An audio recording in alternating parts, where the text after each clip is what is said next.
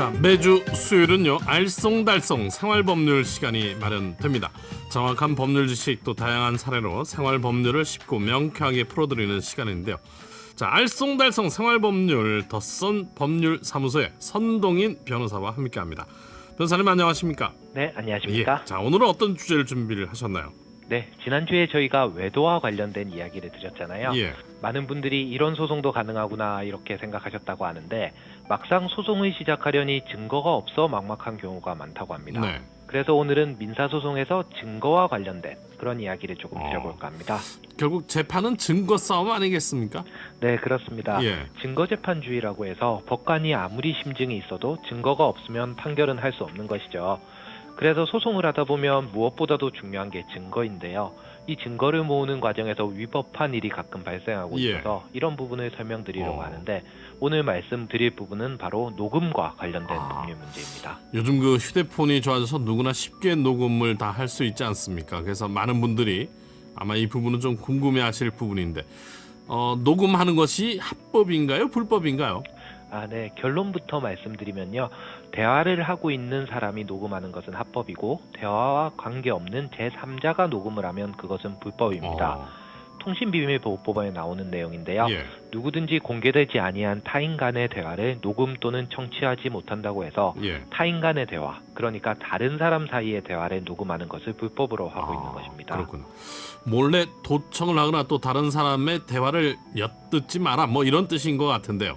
그렇다면 대화의 당사자가 녹음을 하는 것은 당연히 뭐 적법하다 이렇게 이해를 해도 되나요? 네, 이런 부분은 나라마다 입법 방식이 조금 다른데요. 예. 독일이나 미국의 일부 주에서는 상대방의 동의를 받고 녹음을 해야 합니다. 하지만 우리나라 법에서는 이런 상대방 동의와 관련된 내용이 없기 때문에요. 예. 몰래 녹음하는 것이라도 무방합니다. 하지만 반드시 대화에 참여하고 있는 당사자가 녹음을 해야 하는 것이고요. 예. 대화에 참여하지 않은 다른 사람이 녹음하는 것은 앞서 말씀드린 것처럼 명백한 불법인 것이죠. 그렇군요. 이 재판에서 녹음 보통 뭐 녹취라고도 얘기를 하고 뭐 정치권에서 많이들 쓰지 않습니까? 단어를. 네. 문제가 된 사례도 있다고요. 소개를 좀 해주시죠. 네, 말씀드린 것처럼 제3자가 몰래 녹음하는 것은 불법이니까 하면 안 되는데요. 재판을 하다 보면 증거가 필요하니까 이렇게 불법적인 녹음을 해서 오시는 분이 가끔 있습니다. 특히 이혼 소송이나 불륜과 관련된 소송에서 이런 경우가 많은데요. 잘못하면 형사처벌까지 받을 수 있습니다. 오히려. 최근 인천에서 있었던 사례인데요. 불륜을 확인하기 위해 차량에 몰래 둔 휴대전화로 남편과 다른 여성의 대화를 녹음한 30대 여성이 징역형의 집행유예를 선고받았다고 합니다. 불륜 증거를 잡으려다가 오히려 자신이 형사처벌을 받게 되는 그런 케이스인 거죠. 벌금도 아니고 집행유예라는 것은 형을 잠깐 유예한다. 이 처벌이 좀 만만치가 않은데요. 네, 그건 통신비밀보호법의 규정 때문인데요. 네. 통신비밀보호법을 보면 도청 또는 녹음을 하는 것은 벌금형이 없고요. 징역형, 그것도 1년 이상의 징역으로 매우 강하게 처벌하고 있기 때문입니다. 앞선 사례에서 징역 6월에 집행유예가 나왔다는 것도 법적으로 벌금을 줄 수는 없는 사건이고 형량도 장난감경까지 다 해서 법적으로 나올 수 있는 최저형에 처한 것이죠. 당사자 입장에서는 조금 억울함이 있을 수도 있겠는데요. 그렇다면 이런 불법 녹음이 재판에서 증거로는 사용될 수 없는 거겠죠?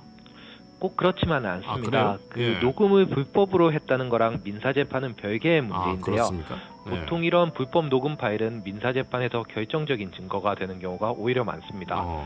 형사재판에서는 불법 녹음 파일을 유죄의 증거로 쓸 수 없지만요. 민사재판에서는 증거로 사용될 수 있고 그래서 불법의 처벌을 감수하면서까지 이렇게 녹음을 하시는 것이죠. 참 쉬운 문제가 아닌데요.